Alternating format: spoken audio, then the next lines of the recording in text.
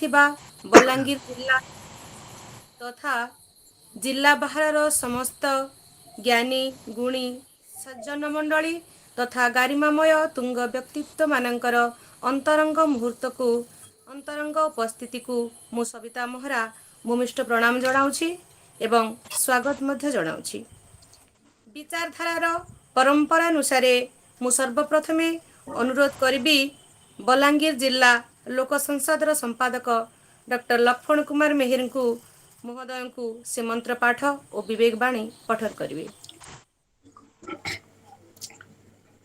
या कुन्देन्दु तुषारहार धवला या शुभ्रवस्त्रावृता या वीणावर दण्डमण्डितकरा या श्वेतपद्मासना या ब्रह्माच्युत शङ्कर प्रभृतिभिः दैवैः सदा वन्दिता सा मां पातु सरस्वती भगवती नमो नमस्तुते। आजिर विवेक बाणी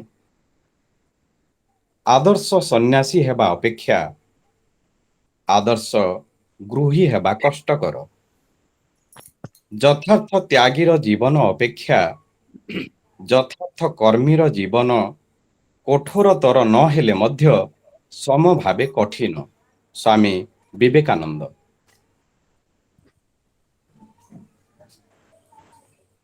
धन्यवाद मेहर महोदय, बहुत सुंदर विवेक बाणी आम मान को शुणेले। आउ ई विवेक बाणी शुणिला परे मोर भी गोटे छोटिया कथा बहुत मने पड़ुछि। विवेकानंदଙ୍କର गोटे सुंदर कथा। विवेकानंद गोटे बाणी सारा भारतवासी मनरे एक नूतन जागरण सृष्टि करिथिला। ताहा हेला विवेक को आनंद सह युक्त कर दियो। विवेक को आनंद सह युक्त कर दियो, तुमे मध्य विवेकानंद हे पारिबो।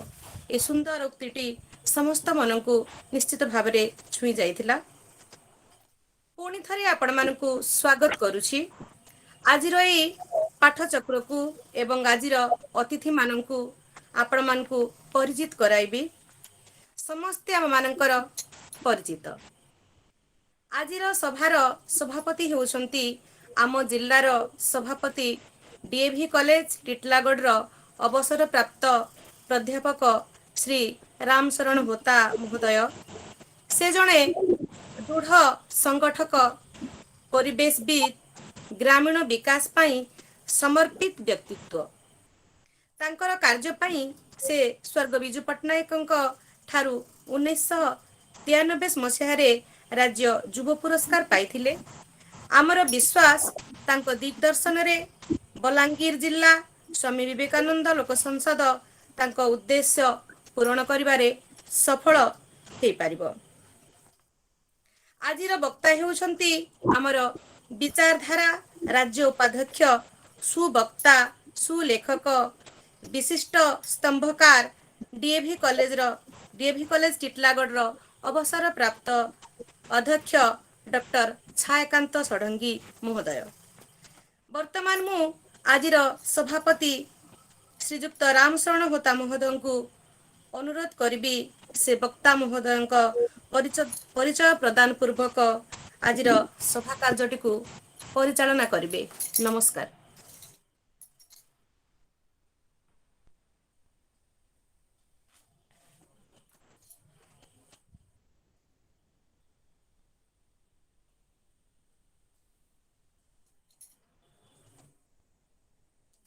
सार आपण म्यूट हे जाइसंती।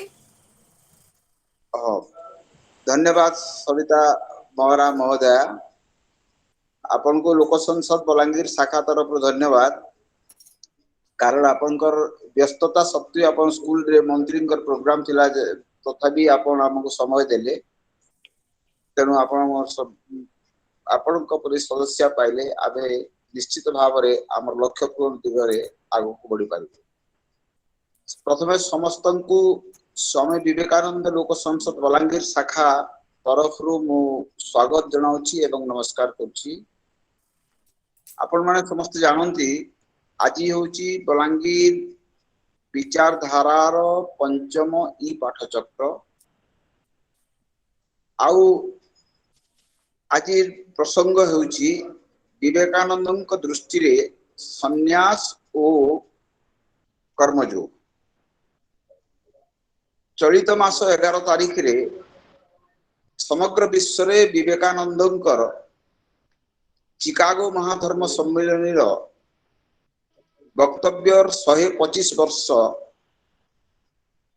पूरण उपलक्षे समावेश मान सभा समिति अनुष्ठित होइतिला।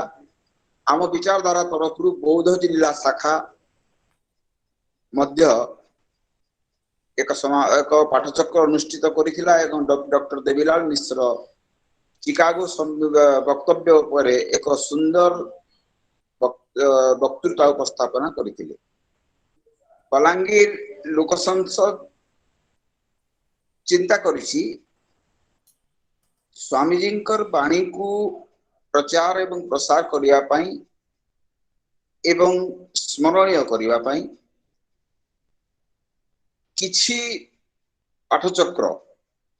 किछिटा पाठचक्र स्वामीजींकर वाणी जीवनी एवं दर्शन उपरे प्रसंग को पर्यवेसित करिबा। आ सेई पर्याय रे आज हेउची प्रथम पाठचक्र स्वामीजींकर दर्शन को नेकी समस्ते स्वामीजी विषय अध्ययन करिछु मु मध्य किछ अध्ययन करिछि। तो स्वामीजी संपर्क रे विशेष किछि कहबी नाही कारण आमे वक्ता महोदय को व्यग्रतार सहित अपेक्षा करिवा सुनिया पई केवल दुईटा कथा कहबी जे स्वामीजी को वर्तमान भी स्वामीजी वाणी किपरि समग्र विश्व रे ग्रहणीय रही। किछि वर्ष पूर्वे दि इकोनोमिस्ट पत्रिका रे 6 जन विशिष्ट लेखकों को अनुरोध कराइतिला जे सेमाने विश्वर सर्वोत्कृष्ट वक्तृता संपर्क सेमाने समानकर मतामत देबे। से विशिष्ट लेखक मानकर किए कहला अब्राहम लिंकन गेट्सबर्ग रो भाषण, किए कहला नेल्सन मंडेलांकर विचार विचार हाजत रे देथिबा वक्तव्य, किए कहला जे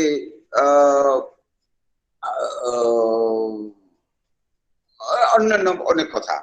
किंतु बहुत दिन धरी भारत रे सांबादिकता करिथिबा मार्क टुली बीबीसी रे सांबादिकता करिथिबा मार्क टुली गोटे कथा कहिले जे सर्वकालीन सर्वोत्कृष्ट वक्तृता हेउची स्वामी विवेकानंद 1893 मसीह विश्व महाधर्म सम्मेलन रे देथिबा वक्तृता। तार कारण है स्वामीजी वाणी सेते बेलर समाज पाई वर्तमान पाई एवं आगामी पीढ़ी पाई प्रयोज्य एवं उपयोगी होइकी रहिबो। द्वितीय कथाटी है स्वामीजी वक्तृता दे सारी से किपरि अमेरिका रे सर्वजन विदित होइतिले गोटे कथा गोटे कहबी जे स्वामीजी विभिन्न अभिनंदन सभा जोग दौथिले। अमेरिकार गोटे रेल स्टेशन से बसीथिले, गोटे निग्रो कुली आसी तांको करमर्दन कला एवं तांको कहिला जे भाई धन्यवाद तुम आम निग्रो जातिर गौरव को बढ़ाई देल, तेणु मु तुमको पुनर्बार धन्यवाद करुछि। तो स्वामीजी धनी दरिद्र सब प्रकार लोकों पाखरे समान भाव रे ग्रहणीय होइतिले। तो मु विशेष किछि आउ स्वामीजी के संपर्क रे एठी आपन को कहबी नै कारण जति समय हमर आगरो 2-3 मिनिट डिस्टर्ब हो गला। आज मुख्य वक्ता संपर्क रे मु आपन को किछि परिचित करैबी। आपण माने समस्ते आज मुख्य वक्ता को जानि छंती। से हमर विचारधारा राज्य शाखार उपाध्यक्ष जहाँ हमर संयोजिका कहतिले पूर्वतन अवसर प्राप्त अध्यक्ष डीएवी महाविद्यालय टिटलागढ़। से जने सुवक्ता सुलेखक विशिष्ट स्तंभकार एवं से तांकर लेखा गुड़िक विशेष भाव में पाठक महल रे ग्रहणीय होता है। तांको स्तंभ गुड़िक ओडिशार समस्त पत्र खबर कागज प्रकाशित हुए एवं अनेक पत्र पत्रिका रे तांकर लेखा प्रकाशित होईची, अनेक पुस्तक से रचना करिसंती एवं डॉक्टर षडंगी महोदय किछि दिन तले एक सुंदर वक्तव्य देथिले जहाँ सुनिकी मु अभिभूत होइतिली। संबलपुर विश्वविद्यालय से गंगाधर मेहर जयंती रे जो वक्तव्य देथिले से वक्तव्य आपण माने सुजोग पाइरे सुनिबे यूट्यूब माध्यम रे जदि थिबो। से वक्तव्य रे डॉक्टर षडंगी गंगाधर कौन बृहत काव्य संपर्क मंतव्य दे नथिले, केवल छोट कविता खद्योत ऊपर एते सुंदर चमत्कार भाव में 40 मिनिट धरिकी से अभिभाषण रखिदेले। समस्त को से वक्तव्य बांधिकी रखिथिला। मु आ विशेष किछि कहबी नाही कारण यथेष्ट समय मु नै गलिनी। मते समय दिया हेतिला 7:14 पर्यंत कहवा पई। तो वर्तमान मु डॉक्टर छायाकांत षडंगी महोदय को अनुरोध करी से तांकर वक्तव्य रखिए। सर डॉक्टर छायाकांत षडंगी महोदय।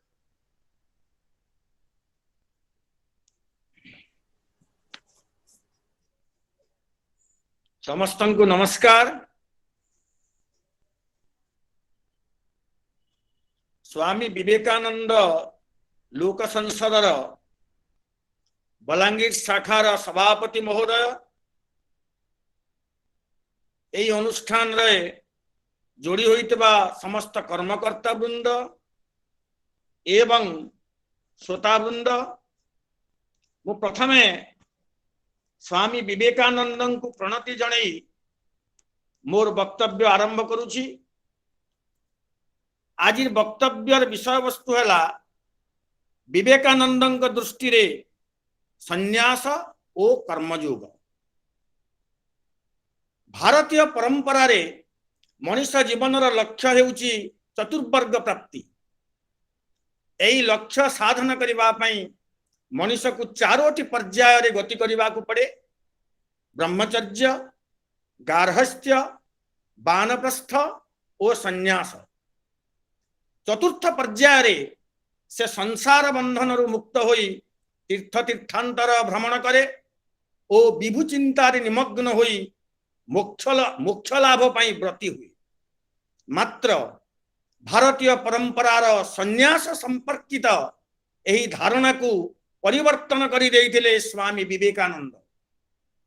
से नाम त्याग करिथिले सत, मात्र कर्म त्याग करि नथिले। जतबेले से संन्यास एवं कर्मयोगर एक अपूर्व समन्वय साधन करने को जाउथिले, ता पूर्वरु थरे से निर्विकल्प समाधि चाहिथिले एवं रामकृष्ण को कहिथिले मु निर्विकल्प समाधि चाहे। एवं रामकृष्णंकर गोटे पद तांकर जीवन धारा को परिवर्तन कर देथिला। रामकृष्ण कहिथिले तते एक कथा कहिबा को लाज माडू नहीं विवेकानंद। मु भाविथिली तू एक बटवृक्ष होई बढ़िबू ओ तोर छाया रे आश्रय नेबे हजार हजार निराश्रय जनता। तू निज मुक्ति पई एते व्यस्त, एते क्षुद्र आदर्श तोर। ए कथा पदक नरेंद्रंकर जीवन धारा को बदलाई देइथिला। सतेबेले से विवेकानंद होई नथिले, सतेबेले से नरेंद्र थिले। ए गोटे पदरे से प्रभावित होई रामकृष्णंकर मृत्यु परे से काश्मीर रु कन्याकुमारी पर्यंत समग्र भारत भ्रमण कले। स्वचक्षुरे देखिले भारत रे रहिथिबा जड़ता, अज्ञता और दारिद्र्य चित्र। अजस्र लोक दी ओली खाइबाकू बा देह को घोड़ाइबा पई लुगा खंडे पाउ नथिबा दृश्य तांकु विचलित करि दैथिला। आपण माने जानंती नरेंद्र केवल विवेकानंद नुहे, अनेक नाम रे से विदित थिले।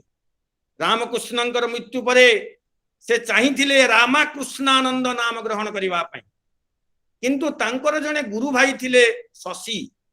से रामचंद्रंक प्रति से रामकृष्णंक प्रति एते आसक्त थिले जे से चाहुथिले रामकृष्णानंद नाम ग्रहण करिबा पई। एवं नरेंद्र से कथा जानी सारी ରାମକୃଷ୍ଣାନନ୍ଦ ନାମଟି ଶଶୀଙ୍କୁ ଦେଲେ ଏବଂ ସେ ବିଦିତ ହେବାକୁ ଚାହିଁଥିଲେ ବିବିଦୀକ୍ଷାନନ୍ଦ ଭାବରେ। ସେ ଅନେକ ଦିନ ବିବିଦୀକ୍ଷାନନ୍ଦ ନାମରେ ବିଦିତ ହେଲେ। ତାପରେ ସେ ଆଉ ଗୋଟିଏ ନାଁ ଗ୍ରହଣ କଲେ ସଚ୍ଚିଦାନନ୍ଦ, ତାପରେ ପୁଣି ବିବେକାନନ୍ଦ।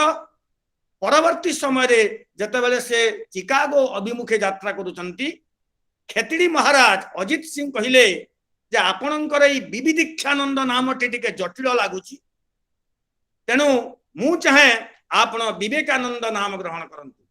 ଏବଂ ଖେତିଡି ମହାରାଜ ଅଜିତ ସିଂଙ୍କର ଅନୁରୋଧରେ ସେ ବିବେକାନନ୍ଦ ନାମଟି ଗ୍ରହଣ କରି ଚିକାଗୋ ଅଭିମୁଖେ ଯାତ୍ରା କରିଥିଲେ। ଏଇ ଯେଉଁ ସମଗ୍ର ଭାରତରେ ଜଡ଼ତା, ଅଜ୍ଞତା ଓ ଦାରିଦ୍ର୍ୟ ଚିତ୍ର ଦେଖିଲେ ବିବେକାନନ୍ଦ, ସେ ଗୁରୁ ଭାଇ ମାନଙ୍କୁ ଥରେ କହିଥିଲେ, ମୁଁ ତାଙ୍କର ବକ୍ତବ୍ୟକୁ ସିଧାସଳଖ ଭାବରେ ଆପଣ ମାନଙ୍କ ପାଖରେ ପରିବେଷଣ କରୁଛି। ଗୁରୁ ଭାଇ ମାନଙ୍କୁ କହିଲେ, ସନ୍ନ୍ୟାସ ଗ୍ରହଣ କରି ନିଜ ମୋକ୍ଷ ସାଧନ କରିବା ହେଉଛି ସ୍ୱାର୍ଥପରତା। ଭାରତର କଲ୍ୟାଣ କାମନାରେ ଆମକୁ ଏକ ଅଭିନବ ସନ୍ନ୍ୟାସୀ ସମ୍ପ୍ରଦାୟ ସୃଷ୍ଟି କରିବାକୁ ହେବ, ଯେଉଁମାନେ ମାନବ ସେବା ବ୍ରତରେ ନିଜର ମୁକ୍ତି କାମନା ପରିତ୍ୟାଗ କରିବେ। ପ୍ରାଚୀନ କାଳର ସନ୍ନ୍ୟାସୀ ମାନଙ୍କ ପରି ଗୁରୁ ଗୁହାରେ ବସି ଆତ୍ମସାକ୍ଷାତକାର ଚେଷ୍ଟାରେ ବ୍ୟାପୃତ ହେବା ଆଉ ଚଳିବ ନାହିଁ। ସଂସାରର କର୍ମକ୍ଷେତ୍ରରେ ଠିଆ ହୋଇ ମାନବର ମହତ୍ କାର୍ଯ୍ୟ କରିବା ପାଇଁ ପ୍ରେରଣା ଦେବାକୁ ହେବ। ଏଇ ଯେଉଁ ବକ୍ତବ୍ୟଟି ସେ ଦେଇଥିଲେ ଗୁରୁ ଭାଇ ମାନଙ୍କୁ, ସ୍ୱାମୀଜୀଙ୍କର ପ୍ରେରଣାରେ ରାମକୃଷ୍ଣାନନ୍ଦ ଶ୍ରୀ ଠାକୁରଙ୍କୁ ପୂଜା କରୁଥିଲେ। ସେ ଶ୍ରୀ ଠାକୁରଙ୍କୁ ପୂଜା ଛାଡ଼ି ବେଦାନ୍ତ ପ୍ରଚାର କରିବା ପାଇଁ ଦାକ୍ଷିଣାତ୍ୟ ଗଲେ। ଅଖଣ୍ଡାନନ୍ଦ ମୁର୍ଶିଦାବାଦରେ ଦୁର୍ଭିକ୍ଷ ପ୍ରପୀଡ଼ିତ ଲୋକମାନଙ୍କର ସେବା କଲେ ଏବଂ ବିବେକାନନ୍ଦ ସ୍ୱୟଂ କଲିକତାରେ ପ୍ଲେଗ ରୋଗୀ ମାନଙ୍କର ସେବା କଲେ। ଜଣେ ଗୁରୁ ଭାଇ କହିଲେ, ଏଇଥିପାଇଁ ସେବା ପାଇଁ ମଧ୍ୟ ଅର୍ଥ ଆବଶ୍ୟକ, ଏ ଅର୍ଥ ଆସିବ କୁଆଡୁ? ସେତେବେଳେ ସ୍ୱାମୀଜୀଙ୍କର ଉତ୍ତର ଥିଲା, ପ୍ରୟୋଜନ ହେଲେ ମଠ ପାଇଁ କିଣା ହୋଇଥିବା ଜମି ମଧ୍ୟ ବିକ୍ରି ହେବ। ଆମ ଆଖି ଆଗରେ ଲୋକେ ମରୁଥିବେ, ଆଉ ଆମେ ମଠରେ ବସି ରହିବା? ଏହି ପ୍ରକାର ସେ ଉତ୍ତର ଦେଇଥିଲେ। ଅବଶ୍ୟ ପରବର୍ତ୍ତୀ ସମୟରେ ଆର୍ଥିକ ସାହାଯ୍ୟ ମିଳିଲା, ଜମି ବିକ୍ରୟ କରିବାକୁ ପଡ଼ିଲା ନାହିଁ। ବିବେକାନନ୍ଦ ଥିଲେ ଏକାଧାରରେ ଜଣେ ସନ୍ନ୍ୟାସୀ ଏବଂ କର୍ମଯୋଗୀ। ପୂର୍ବରୁ ସନ୍ନ୍ୟାସ ଗ୍ରହଣ କରିବାକୁ ହେଲେ ପାର୍ଥିବ କର୍ମକୁ ତ୍ୟାଗ କରିବାକୁ ପଡୁଥିଲା। ମାତ୍ର ସ୍ୱାମୀଜୀ ସନ୍ନ୍ୟାସ ସହ କର୍ମଯୋଗର ଏକ ଅପୂର୍ବ ସମନ୍ୱୟ କଲେ। ଗୀତାରେ ଅର୍ଜୁନ ଭଗବାନଙ୍କୁ କହୁଛନ୍ତି, ଆପଣ କେତେବେଳେ କର୍ମ ସନ୍ନ୍ୟାସର ପ୍ରଶଂସା କରୁଛନ୍ତି ତ କେତେବେଳେ କହୁଛନ୍ତି କର୍ମଯୋଗ ଶ୍ରେଷ୍ଠ। ମୁଁ ବୁଝିପାରେ ନାହିଁ ପ୍ରଭୁ, ଆପଣ କଣ କହିବାକୁ ଚାହୁଁଛନ୍ତି? କର୍ମ ସନ୍ନ୍ୟାସ ଶ୍ରେଷ୍ଠ ନା କର୍ମଯୋଗ ଶ୍ରେଷ୍ଠ?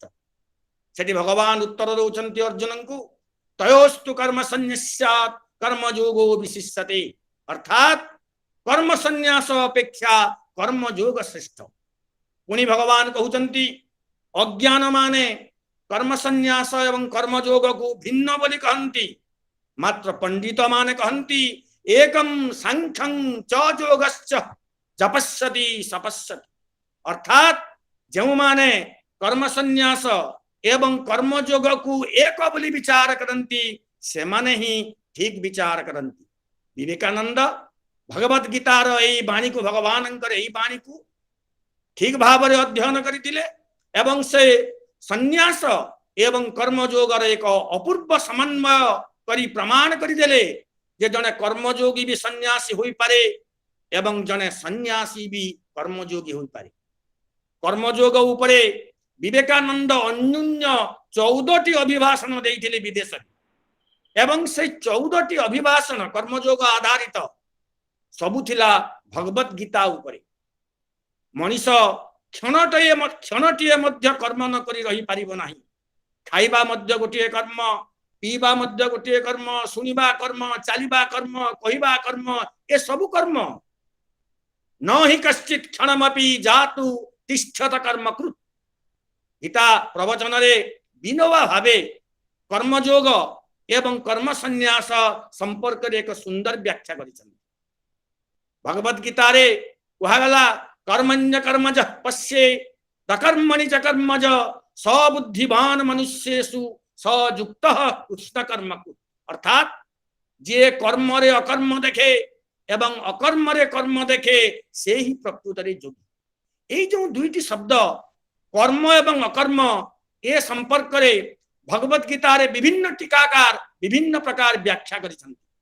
मु जेतिकी व्याख्या पढ़ी ए सबु व्याख्या अनुध्यान कला परे मते लागे आमर विनोबा भावेंकर व्याख्या सर्वोत्कृष्ट। सेठी विनोबा भावे कौन कहउछंती कर्म संन्यास एवं कर्मयोग विषय रे। तापरे आमे आसीबा विवेकानंद ताकू किभली भावरे प्रयोग कले तांक जीवन। कर्म सहित जेतेबेले विकर्म मिसी जाए ताहा अकर्म रे रूपांतरित हुए। विकर्म कहिले कोन बाह्य स्थूल क्रिया रे आमे जो चित्त नियोजन करू तार नाम होउची विकर्म विशेष कर्म। मो कहिबार तात्पर्य धरंतु मु एबे अभिभाषण दउची आपणकर कान खोला अछि किंतु आपणकर चित्त जदि श्रवणेन्द्रिय सहित युक्त होई नाही आपणकर मन जदि श्रवणेन्द्रिय सहित युक्त होई नाही ताहेले आपणकर श्रवणेन्द्रिय खोला थिले मध्य आपण माने मोर अभिभाषण को सुनी पारिबे नाही। तेणु विकर्म कहिले बाह्य स्थूल क्रिया रे जते बेले आमे चित्त को नियोजित करि दउ तार नाम विकर्म। कर्म सहित जते बेले विकर्म मिसी जाए ताहा अकर्म होई जाए। एटी अकर्म नकारात्मक शब्द नुहे। अकर्म केमिति होई जाए? अकर्म शब्दर अर्थ विनोबा कहउचंती कर्मर क्लेश अनुभव हुए नाही। आउ टिके सरल भाव रे कहिले आमे कर्म करूछु बोली जानी पारु नाहु। कहिबार तात्पर्य धरंतु मु आज अभिभाषण दउची आपण माने सुनुछंती। आपण माने जदि आपणकर मन को संपूर्ण भाव रे निवेश करिथिबे आपणकर चित्त को मो भाषण सुनिबारे मु गोटिए घंटा भाषण देले मध्य आपण माने अनुभव करि पारिबे नाही जे आपण माने गोटिए घंटा सुनुछंती।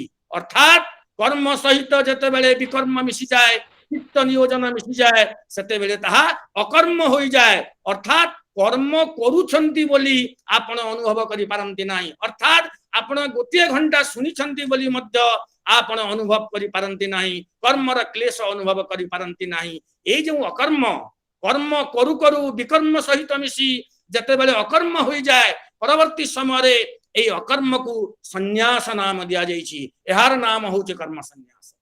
किंतु सेठी भगवान पुनि कहउचंती कर्म न कले कर्म संन्यास प्राप्त हुए नाही। कर्म करी करी अभ्यास करी करी जते बेले विकर्म सह मिसे सेते बेले जाई कर्म संन्यास प्राप्त हुए। संन्यास संगे संगे प्राप्त हुए नाही। संन्यास प्राप्त करिवा पई कर्म योगर आवश्यकता रहिछि। तेणु भगवान पुनि कहिले संन्यासस्तु महाबाहो दुखम आप्नुयोगतः। ठीक भाव रे साधना कले ताहा कर्म संन्यास को प्राप्त कराए एवं ठीक भाव रे साधना कले कर्मयोग कर्म संन्यास हुए। कहिबार तात्पर्य सप्तम अध्याय रे पुनि भगवान कहिले मन द्वारा इंद्रिय गुडी को वशीभूत करी आसक्ति शून्य होई निष्काम भाव रे कर्म कले सेही कर्म ही संन्यास आड़ को अग्रगति कराए। अनाश्रितः कर्म फलम कार्यम कर्म करोति ज स संन्यासी च जोगी च न निरग्निर न चक्रिय। अर्थात जे आसक्ति शून्य होई निष्काम भाव रे कर्म करे से सन्यासी भी से जोगी भी। संन्यास एवं जोगर एक अपूर्व समन्वय सेठी संगठित हो जाए। विवेकानंद तांकर जो कर्मयोग संपर्क रे अन्य 14टी अभिभाषण देइछंती से 14टी अभिभाषण रे या ऊपर से तांकर अधिकांश वक्तव्य को आधारित करिछंती। भगवत गीता रे जते बेले योग संपर्क रे आलोचित हुए गोटे बहुल उद्धृत संज्ञा होउची योगः कर्मसु कौशलम। एई वाक्यटी विवेकानंद तांकर अभिभाषण रे अनेक थर प्रयोग करिछंती योगः कर्मसु कौशलम। किंतु एई योगः कर्मसु कौशलम रो व्याख्या विभिन्न टीकाकार विभिन्न भाव रे करिछंती। मु कोन कहिबा को चाहे एई समस्त टीका अध्ययन कला परे मते लागे एई जो टीका योगः कर्मसु कौशलम विवेकानंद अति सुंदर भाव रे करिछंती। যোগ কর্মসু কৌশলম को যদি अन्वय करा जाए दुईटी अर्थ प्रकाश पाइब। प्रथमटी है कर्मरे कौशल ही जोग कर्मसु कौशलम जोग। द्वितीयटी है कर्मरे जोग ही कौशल अर्थात कर्मसु जोगम जोग कौशलम। जदि कर्मरे कौशल ही जोग एटा को अनेक टीकाकार करिसेंती। जदि कर्मरे कौशल ही जोग यार अर्थ करा जाए ताहेले कुशलता बा निपुणता सह जने जदि चोरी करे ता पई चोरी कर्म मध्य जोग भाव रे परिगणित हबो। मात्र भगवत गीता रे कर्म जोगर व्याख्या कला बेले कर्म शब्दटी कर्तव्य कर्म अर्थ रे व्यवहृत होईछि। चोरी करिबा एक कर्तव्य कर्म होई नथिबारु कर्म रे कौशल ही जोग बोली कहिबा ठीक हेबो नाही। पुनश्च जूज धातुरु जोग शब्द निष्पन्न। जूज धातु तीनोटी अर्थ रे व्यवहार हुई। जूज समाधौ अर्थात चित्त स्थिर करिबा अर्थ रे, जूज संयमने अर्थात संयम बा बस करिबा अर्थ रे, जूज जोगे अर्थात जोड़िबा बा एकत्र करिबा अर्थ। गीता रे एई जोग शब्दटी तीनोटी अर्थ रे व्यवहार होईछि एवं एई श्लोक रे चित्त को स्थिर करिबा अर्थ रे व्यवहार होईछि। कर्म रे जोग ही कौशल अर्थात कर्म रे चित्त स्थिर करिबा हेउछि प्रकृत कुशलता अर्थात प्रकृत निपुणता। कर्मयोग संपर्क रे आमे जते बेले आलोचना करू बहुत टीकाकार कर्मण्यवाधिकारस्ते मा फलेषु कदाचन रे उद्धृति करନ୍ତି। एठी मध्य गोटे संदेह रहिछि, एठी मध्य गोटे द्वंद्व रहिछि। कोन अनेक टीकाकार या को अनुवाद करूचंती कर्म रे तुमर अधिकार अछि फल रे अधिकार नाही, किंतु एटा ठीक अर्थ बोली मु काई अनुभव करि पारे नाही। जदि फल रे अधिकार नाही ताहाले हुए तो कहीं कर्म करिवे नाही। जदि कर्म रे अधिकार अछि फल रे अधिकार न रहिबो काहेकि एक सुंदर व्याख्या कले विनोबा भावी। विनोबा भावी कहिले श्लोक रे न फलेषु कदाचन व्यवहृत होई नाही। श्लोक रे व्यवहार हिची कोन मा फलेषु कदाचन। विनोबा भावे संस्कृत व्याकरण को जाई कहउचंती व्याकरण अनुसार माँ परे माँ फलेषु अछि न नाही माँ अछि। माँ परे अस्ति बा भवति भली वर्तमान कालर क्रियापद व्यवहार हुए नाही। अस्तु बा भवतु भली क्रियापद व्यवहार हुए। सही अनुसार यार पूर्ण वाक्य हबो कर्मणि एव ते अधिकारः अस्तु फलेषु मा अस्तु अर्थात तुमर कर्म रे अधिकार हेउ फल रे न हेउ। एठी गीताकार कहूनांती जे तुमर कर्म रे अधिकार अछि फल रे अधिकार नाही ना। गीताकार कहउचंती कर्म रे तुमर अधिकार हेउ फल रे न हेउ। गीता कहिबा को चाहे तुमर कर्म रे जेमिति अधिकार अछि फल रे मध्य अधिकार अछि, मात्र तुमे कर्म रे अधिकार रख फल रे अधिकार त्याग कर न हेउ। ए कथा से कहिचंती। पुनश्च जुक्ति करा जाई पारे जदि फल रे अधिकार नाही तेबे जने कर्म करिवो काहेकि। गीता कहिबा को चाहे कामना जात हेले अभाव अनुभूत हुए एवं कर्म रे जते बेले इप्सित फल न मिले मन रे दुख जात हुए। कर्म फल रे आसक्ति न रहिले कर्ता निर्लिप्त होई कर्म करे। कर्म फलदायी हेउ बा निष्फल हेउ सेथिरे प्रशंसा मिलू बा निंदा मिलू सेथिरे व्यतिव्यस्त न होई समभाव रे अटल रहिबा हेउची जोग। तेणु भगवान कहिचंती द्वितीय अध्याय रे सिद्ध सिद्धो समो भूत्वा समत्वम योग उच्यते। सिद्धि एवं असिद्धि उभय रे जे समान रहे जते बेले आमे समता अवलंबन करू से समत्वर नाम हेउची योग। केवल सेतिकी नुहे ता परे परे भगवान अर्जुन को पुनि कहउचंती तुमे समबुद्धि रे आश्रय निय बुद्धौ शरणम मन्विच्छ। कारण फलर हेतु हेउथबा मनुष्य अत्यंत दिन समबुद्धि संपन्न हेले मनुष्य उभय सुकृत एवं दुष्कृत मुक्त हुए। एनु तुमे जोग प्राप्ति निमंते यत्नशील हुओ कारण कर्म रे जोग ही कुशलता तस्माद् जोगाय जुज्यस्व जोगः कर्मसु कौशलम। କହିବା ତୁମେ ଯୋଗସ୍ଥ ହୁଅ, ଯୋଗସ୍ଥ ହେଲେ କର୍ମ କୁଶଳତା ଆସିବ। ଏଥିରୁ ପ୍ରତିପାଦିତ ହୁଏ। ଏବଂ ପୁଣି 53 ନମ୍ବର ଶ୍ଲୋକରେ ପୁଣି ଭଗବାନ କହୁଛନ୍ତି ସମାଧା ବଚଳା ବୁଦ୍ଧି ସଦା ଯୋଗମ୍ ଅବାପ୍ସସି। ଅର୍ଥାତ୍ ଅର୍ଜୁନ, ଯେତେବେଳେ ତୁମର ବୁଦ୍ଧି ସମାଧିରେ ନିଶ୍ଚଳ ହୋଇଯିବ ସେତେବେଳେ ତୁମେ ଯୋଗ ପ୍ରାପ୍ତ ହେବ। ଏହି ଯୋଗ ପ୍ରାପ୍ତ ହେବା, ଏ ସମତ୍ଵ ଭାବ ପ୍ରାପ୍ତ ହେବା ହେଉଛି କର୍ମଯୋଗର ଲକ୍ଷ୍ୟ। ଗୀତା କହେ ଫଳରେ ଆଶା ରଖ ନାହିଁ, ତା ସଙ୍ଗେ ସଙ୍ଗେ ସେ ଜୋର ଦେଇ ମଧ୍ୟ କୁହେ କର୍ମକୁ ଉତ୍ତମ ରୂପେ ଦକ୍ଷତାର ସହିତ ସମ୍ପାଦନ କର। ଫଳାସକ୍ତ ହେଲେ ଫଳ ସମ୍ବନ୍ଧୀୟ ଚିନ୍ତାରେ ସମୟ ଏବଂ ଶକ୍ତି ବ୍ୟୟିତ ହେବ। ନିଷ୍କାମ ହେଲେ ଫଳ ଚିନ୍ତାରେ ମନ ବିଚଳିତ ହେବ ନାହିଁ। ଏହା ଦ୍ୱାରା ମନରେ ସମତା ଭାବ ଆସିବ। ଫଳରୁ ଦୃଷ୍ଟିକୁ ଏଡ଼େଇ ଦେଲେ ତନ୍ମୟତା ବଢ଼ିବ। ମନୁଷ୍ୟ କାମନା ତ୍ୟାଗ ପୂର୍ବକ ନିସ୍ପୃହ ମମତାହୀନ ନିରହଙ୍କାର ହେଲେ ଶାନ୍ତି ଲାଭ କରେ ବୋଲି ଦ୍ୱିତୀୟ ଅଧ୍ୟାୟରେ ପୁଣି ଭଗବାନ କହୁଛନ୍ତି। ଏବଂ ସେଇ ତନ୍ମୟତା ଏବଂ ସେଇ ସମତା ଭାବ ମଧ୍ୟରେ ବ୍ରାହ୍ମୀ ସ୍ଥିତି ଉପଲବ୍ଧି କରି ହୁଏ। ନିଷ୍କାମ କର୍ମ ସ୍ୱୟଂ ଏକ ଫଳ। ସନ୍ଥ ଜ୍ଞାନଦେବ କହିଲେ ଗଛରେ ଫଳ ଫଳେ, କିନ୍ତୁ ଫଳରେ ଆଉ କି ଫଳ ଫଳିବ? ତେଣୁ କର୍ମରେ ଯୋଗସ୍ଥ ହେବା ହେଉଛି କର୍ମ ସମ୍ପାଦନର କୁଶଳତା ବା କର୍ମ ସମ୍ପାଦନର କୌଶଳ ବା ନିପୁଣତା। ଦୁଃଖରେ ଉଦ୍ବିଗ୍ନ ନହେଲେ, ସୁଖରେ ମୁହ୍ୟମାନ ନହେଲେ, ଦ୍ୱେଷ ରହିତ ହେଲେ, ଇନ୍ଦ୍ରିୟ ସଂଯମ କଲେ, କାମନା ତ୍ୟାଗ କଲେ, ନିରହଙ୍କାର ହେଲେ ବୁଦ୍ଧି ବା ପ୍ରଜ୍ଞା ସ୍ଥିର ହୁଏ। ଗୀତା ଅନୁସାରେ ଅନାସକ୍ତି ହିଁ ଯୋଗର ଭିତ୍ତି। ଅନାସକ୍ତି ଭାବ ଆସିଲେ ମନ ସ୍ଥିର ହୁଏ। ବାହାରର କୌଣସି ବସ୍ତୁ ତା ଉପରେ କୌଣସି ପ୍ରଭାବ ପକାଇ ପାରେ ନାହିଁ। ଫଳରେ କାମଟି ଉତ୍ତମ ରୂପେ ସମ୍ପାଦିତ ହୁଏ। ଥରେ ମହର୍ଷି ବ୍ୟାସ ପୁତ୍ର ଶୁକଦେବଙ୍କୁ ତତ୍ତ୍ୱଜ୍ଞାନ ଦେଲେ। ଶିକ୍ଷା ପ୍ରଦାନର ପର୍ଯ୍ୟାୟରେ, ଶେଷ ପର୍ଯ୍ୟାୟରେ ସେ ଶୁକଙ୍କୁ ରାଜର୍ଷି ଜନକଙ୍କ ନିକଟକୁ ପଠେଇଲେ। ଜନକ ବିଦେହ ଭାବରେ ପରିଚିତ ଥିଲେ, କାରଣ ତାଙ୍କର ଦେହବୋଧ ନଥିଲା। ସେ ନିଜକୁ ଆତ୍ମା ବୋଲି ଅନୁଭବ କରୁଥିଲେ। ଏହି ପ୍ରସଙ୍ଗଟି ବିବେକାନନ୍ଦ ତାଙ୍କର ଗୋଟିଏ ଅଭିଭାଷଣରେ କହିଥିଲେ।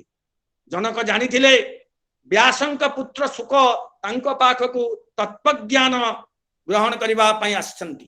ସୁତରାଂ ଜନକ ବହୁ ପୂର୍ବରୁ ତାଙ୍କର କେତୋଟି ବ୍ୟବସ୍ଥା କରିଦେଇଥିଲେ। ଯେତେବେଳେ ବାଳକ ଶୁକ ରାଜ ପ୍ରାସାଦର ଦ୍ୱାର ଦେଶରେ ଉପସ୍ଥିତ ହେଲେ, ସେତେବେଳେ ପ୍ରହରୀଗଣ ତାଙ୍କର କୌଣସି ଯତ୍ନ ନେଲେ ନାହିଁ। ସେମାନେ କେବଳ ତାଙ୍କୁ ବସିବା ପାଇଁ ଗୋଟିଏ ଆସନ ଦେଲେ। ସେଠାରେ ସେ 3 ଦିନ 3 ରାତି ବସି ରହିଲେ। କେହି ତାଙ୍କ ସାଙ୍ଗରେ କଥାବାର୍ତ୍ତା କଲେ ନାହିଁ। ଶୁକ ଥିଲେ ବ୍ୟାସ, ମହର୍ଷି ବ୍ୟାସଙ୍କ ପୁତ୍ର। ବ୍ୟାସ ହେଲେ ସେତେବେଳେ ସମଗ୍ର ଦେଶରେ ଜଣେ ସମ୍ମାନନୀୟ ବ୍ୟକ୍ତି। ତଥାପି ତାଙ୍କ ପୁତ୍ର ଶୁକଙ୍କୁ ପ୍ରହରୀଗଣ ଭୃକ୍ଷେପ କଲେ ନାହିଁ। 3 ଦିନ ପରେ ହଠାତ୍ ରାଜାଙ୍କର ମନ୍ତ୍ରୀ ଏବଂ କର୍ମଚାରୀ ଆସି ତାଙ୍କୁ ଅତିଶୟ ସମ୍ମାନର ସହିତ ପାଛୋଟି ନେଲେ ରାଜପ୍ରାସାଦ। ସେମାନେ ତାଙ୍କୁ ଏକ ସୁଶୋଭିତ ଗୃହକୁ ନେଇଗଲେ। ସୁଗନ୍ଧ ଜଳରେ ସ୍ନାନ କରାଇଲେ, ସୁଖାଦ୍ୟ ପରସିଲେ। ଏହିପରି 8 ଦିନ ପର୍ଯ୍ୟନ୍ତ ତାଙ୍କୁ ବିଳାସ ବ୍ୟସନ ମଧ୍ୟରେ ରଖିଲେ। ମାତ୍ର ବ୍ୟବହାର ପରିବର୍ତ୍ତନରେ ଶୁକଙ୍କର ସେହି ଶାନ୍ତ ଗଭୀର ମୁଖମଣ୍ଡଳର ପରିବର୍ତ୍ତନ ହେଲା ନାହିଁ। ସେ ଦ୍ୱାର ଦେଶରେ ଅବହେଳିତ ହୋଇଥିବା ସମୟରେ ଯେଭଳି ଶାନ୍ତ ପ୍ରଶାନ୍ତ ଥିଲେ, ଏହି ସକଳ ବିଳାସ ମଧ୍ୟରେ ବି ଠିକ ସେଭଳି ଶାନ୍ତ ଏବଂ ଅଚଳ ରହିଲେ। ତାପରେ ଶୁକଙ୍କୁ ରାଜା ଜନକଙ୍କ ନିକଟକୁ ଦିଆଗଲା। ରାଜା ସିଂହାସନରେ ଉପବିଷ୍ଟ ଥାନ୍ତି। ନୃତ୍ୟ, ଗୀତ, ବାଦ୍ୟ ଓ ଅନ୍ୟାନ୍ୟ ଆମୋଦ ପ୍ରମୋଦର ବ୍ୟବସ୍ଥା ହୋଇଥାଏ। ରାଜା ତାଙ୍କୁ ଗୋଟିଏ ଦୁଗ୍ଧପୂର୍ଣ୍ଣ ପାତ୍ର ଦେଇ କହିଲେ, ଶୁକ, ତୁମେ ଏହି ପାତ୍ରଟି ଧରି 7 ଥର ରାଜସଭା ପ୍ରଦକ୍ଷିଣ କରି ଆସ, ଯେଭଳି ଉପାୟ ହେଲେ ଦୁଗ୍ଧ ତଳେ ନ ପଡେ। ଶୁକ ସେହି ପାତ୍ରଟି ଧରି ଗୀତ, ବାଦ୍ୟ ଓ ସୁନ୍ଦରୀ ରମଣୀ ମାନଙ୍କ ମଧ୍ୟ ଦେଇ 7 ଥର ପ୍ରଦକ୍ଷିଣ କଲେ ଏବଂ ଟୋପାଏ ବି ଦୁଗ୍ଧ ତଳେ ପଡ଼ିଲା ନାହିଁ।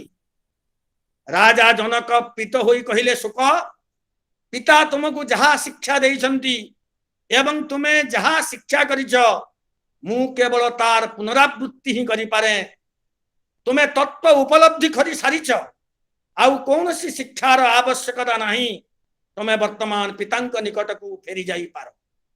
सुक दुग्ध पात्र धरी प्रदक्षिण कला बेले जोगस्थ होइथिले, जोगस्थ गुरु कर्माणी।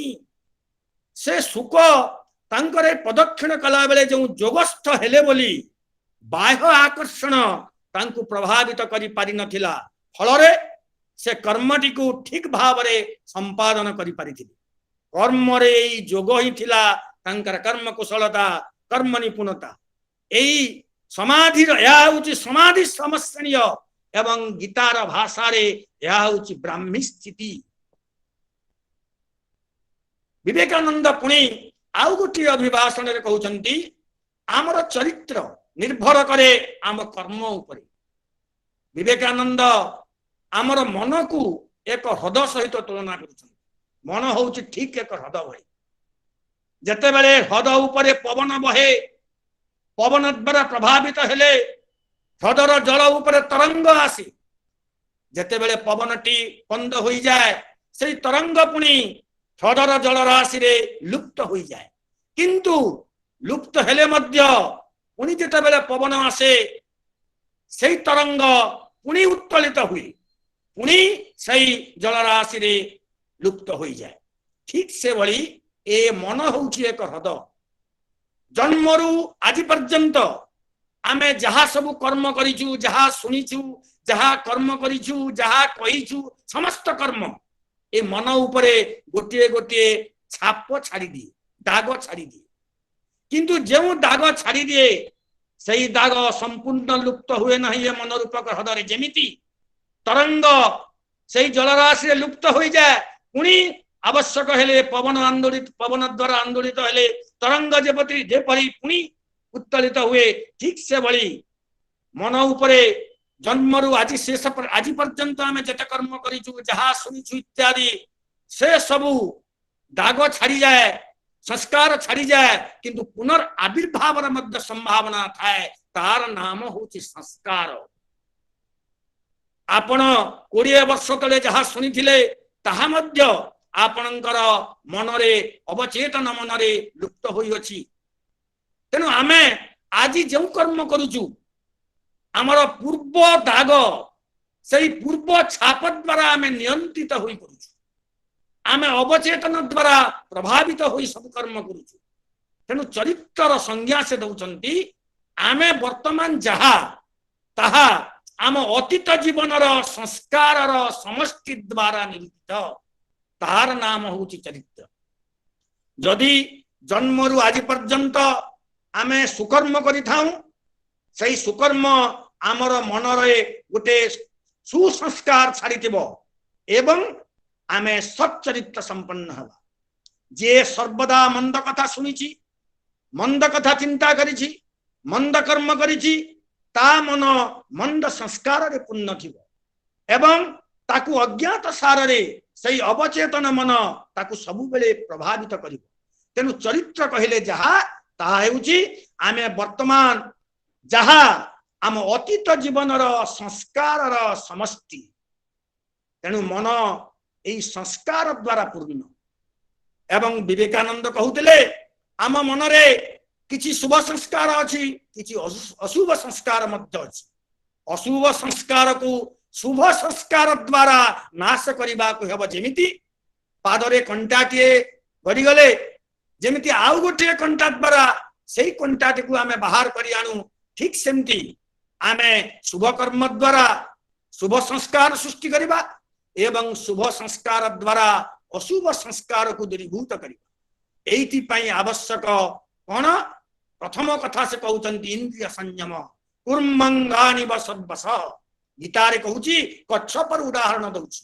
कच्छप जेमिति तार अंग को संकुचित करि दिए, आमे आमर जो विभिन्न विषय शब्द स्पर्श रूप रसगंध एई पांचटी विषय रु आमे जदि इंद्रिय को संकुचित करिबा, ताहेले जदि संयम आचरण करिबा, ताहेले आमे सुकर्म करिबा, निस्वार्थ कर्म करि परिबा, निरासक्त कर्म करिबा, निष्काम कर्म करिबा एवं ए निस्वार्थ कर्म निरासक्त कर्म यह हेउछि श्रेष्ठ कर्म।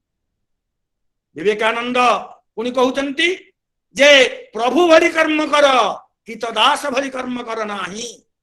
कहीं कृतदास भली कर्म एवं प्रभु भली कर्म कहबार उद्देश्य कौन?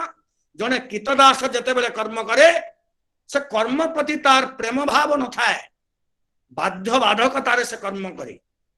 कृतदास कर्म है प्रेम विहीन कर्म, बाध्य बाधकतार कर्म।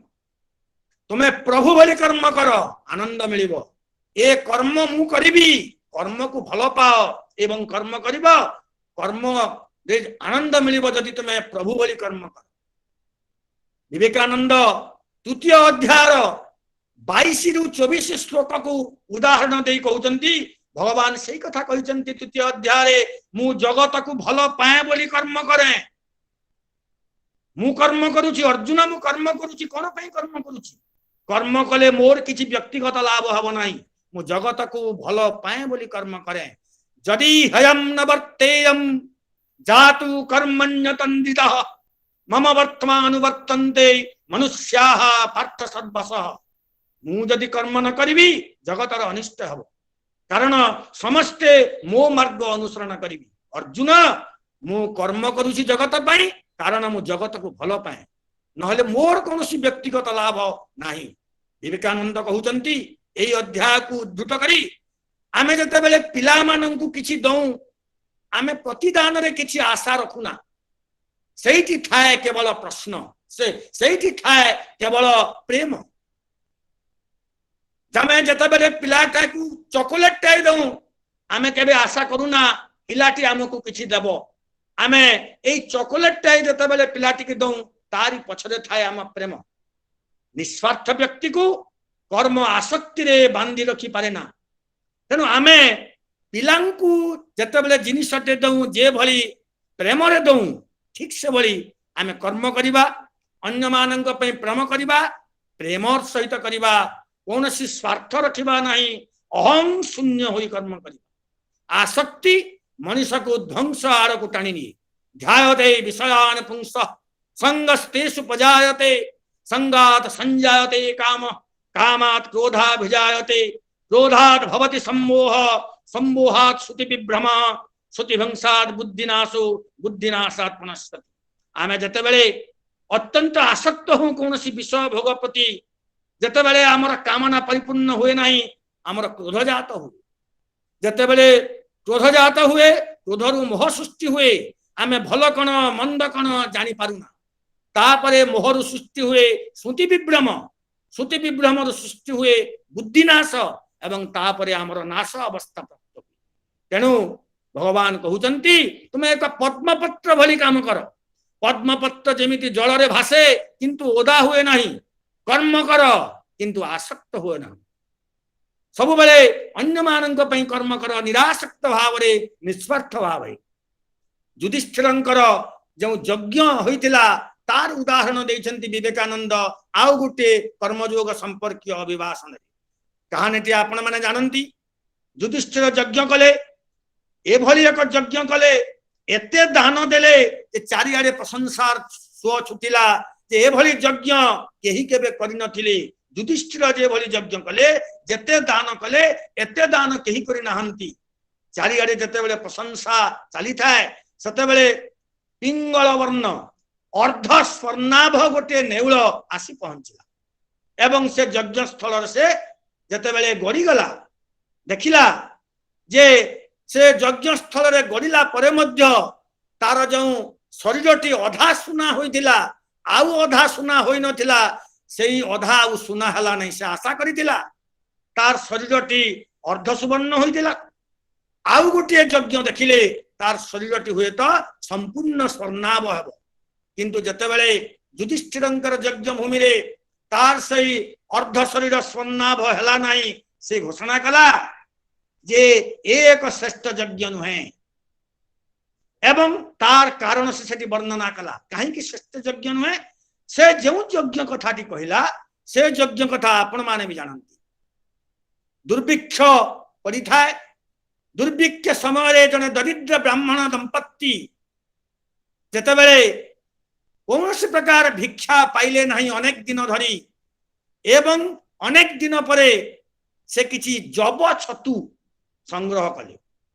जब छतु संग्रह करिसंती तांकर जने पुत्र थाए पुत्र बधू थाए परिवार संख्या 4 दरिद्र ब्राह्मण तांकर स्त्री तांकर पुत्र तांकर बधू षष्ठ दिन किछि जब छतु संग्रह करी जते बेले बसुचंती खाइबा पई ठीक सही समय जने क्षुधार्थ अतिथि आसी पहुंचले कहिले मु 10 दिन हला खाई नाही मते किछि खाइबा पई दियंतु ब्राह्मण मन पकेले अथर्व वेदर सुक्त जद्वा अतिथिपतिम अतिथिम प्रतिपश्यति देव जजनम प्रक्षति अथर्व वेद कहूची जते बेले हठात कोनोसी अतिथिर आविर्भाव हुए एवं सही अतिथिर जते बेले सेवा करा जाए ता होची एक यज्ञ अथर्व वेदर ए सुक्त को मन पकई से अतिथिकर सेवा करबा पई कहिले चिंता कले प्रथमे जे आमे 6 दिन खाई नाहु बंचीछु अथच एई दरिद्र ब्राह्मणटी जे भिक्षा मागुची ए आजि को 10 दिन हला खाइनी तथापि बंचीछि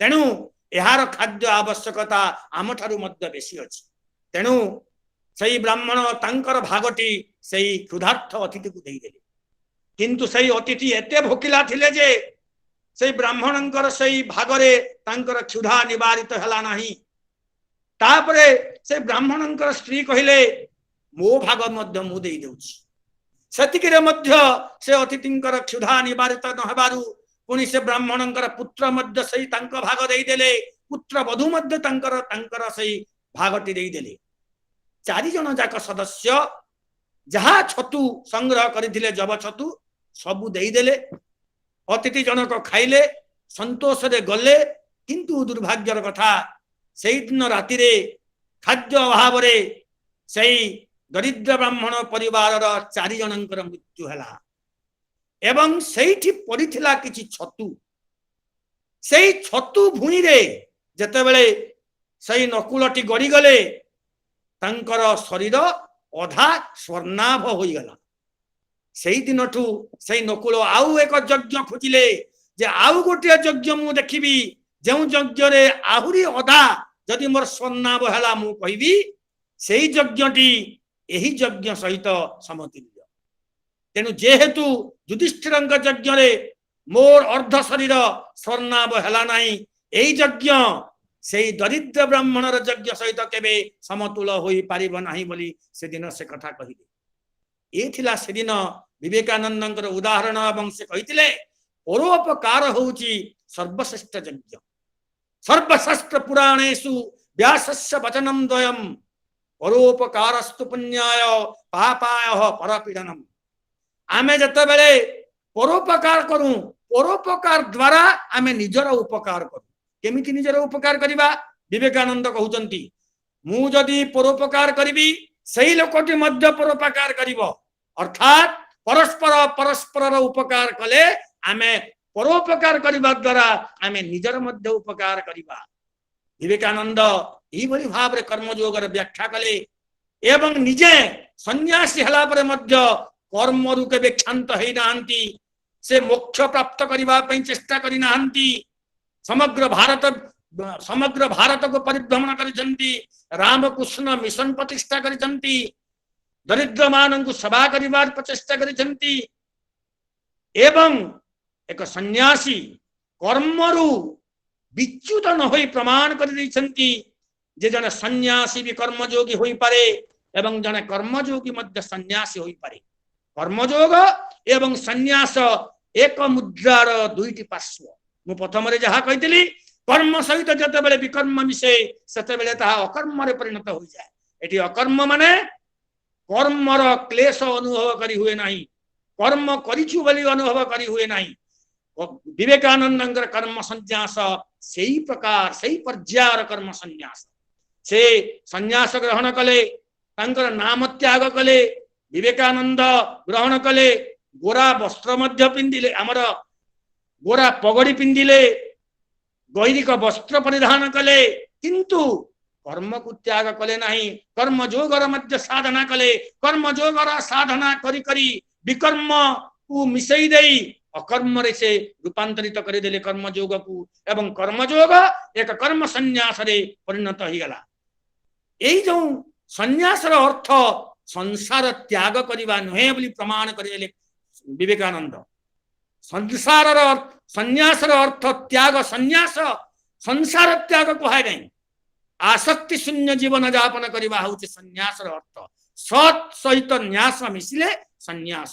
ସତ୍ରେ ନିଜକୁ ନ୍ୟାସ କରିବା, ନିଜକୁ ଆମେ ଯେତେବେଳେ ସତ୍ରେ ନ୍ୟାସ କରିଦେବା ତାର ନାମ ସନ୍ନ୍ୟାସ। ସଂସାରରେ ରହି ମଧ୍ୟ ସନ୍ନ୍ୟାସ ସମ୍ଭବ, এই କଥା ବିବେକାନନ୍ଦ ପ୍ରମାଣ କରିଦେଲେ।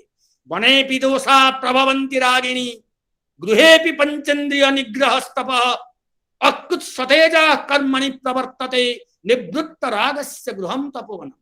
ଜଣେ ଘରେ ଥାଇ ମଧ୍ୟ ସନ୍ନ୍ୟାସ ବ୍ରତ ପାଳନ କରିପାରେ। କେମିତି? ଗୃହେପି ପଞ୍ଚେନ୍ଦ୍ରିୟ ନିଗ୍ରହସ୍ତପ।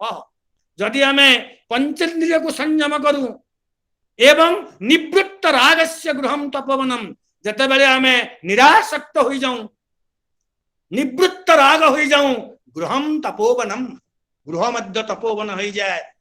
ତେଣୁ ଏହି ପର୍ଯ୍ୟାୟର ସନ୍ନ୍ୟାସ ଥିଲା ବିବେକାନନ୍ଦଙ୍କର। ଏ ବିଚିତ୍ର ସନ୍ନ୍ୟାସୀ, ଏ ସନ୍ନ୍ୟାସୀ ଏବଂ ଅନ୍ୟ ପକ୍ଷରେ ଜଣେ କର୍ମଯୋଗୀ। ତେଣୁ ସନ୍ନ୍ୟାସର ଏକ ନୂଆ ସଂଜ୍ଞା ସୃଷ୍ଟି କରିଥିଲେ ବିବେକାନନ୍ଦ। ସେ ପର୍ଯ୍ୟନ୍ତ ସନ୍ନ୍ୟାସ କହିଲେ ସମସ୍ତେ ବୁଝୁଥିଲେ ସଂସାରର ମାୟାରୁ ଦୂରକୁ ଚାଲିଯିବା, ସାଂସାରିକ କର୍ମ ତ୍ୟାଗ କରିବା, ବିଭୁ ଚିନ୍ତାରେ ନିମଗ୍ନ ହେବା, ତୀର୍ଥ ତୀର୍ଥାନ୍ତର କରିବା, ଅରଣ୍ୟରେ ବସିବା, ତପସ୍ୟା କରିବା, ଏ ଯେଉଁ ସନ୍ନ୍ୟାସର ସଂଜ୍ଞା ଥିଲା, ଏ ସନ୍ନ୍ୟାସର ସଂଜ୍ଞା ସମ୍ପୂର୍ଣ୍ଣ ରୂପେ ଭାଙ୍ଗିଦେଲେ ବିବେକାନନ୍ଦ। ଏକ ଅଭିନବ ସନ୍ନ୍ୟାସୀ ସୃଷ୍ଟି କରିବା ପାଇଁ ଚେଷ୍ଟା କରିଥିଲେ ଏବଂ ନିଜକୁ ମଧ୍ୟ ସେ ଏକ ଅଭିନବ ସନ୍ନ୍ୟାସୀ ଭାବରେ ଗଢ଼ି ତୋଳିଥିଲେ ଏବଂ ସନ୍ନ୍ୟାସର ଏକ ଅଭିନବ ସଂଜ୍ଞା ସୃଷ୍ଟି କରିଥିଲେ। ଶେଷରେ ସନ୍ନ୍ୟାସର କିଭଳି ଏକ ଅଭିନବ ସଂଜ୍ଞାକୁ ବିବେକାନନ୍ଦ ତାଙ୍କ ଜୀବନରେ ପ୍ରୟୋଗ କରିଥିଲେ, ମୁଁ ଗୋଟେ ଜାପାନୀ କାହାଣୀ କହି ମୋର ବକ୍ତବ୍ୟକୁ ପରିସମାପ୍ତି କରିବି। ଥିଲେ ଜଣେ ଫକୀର।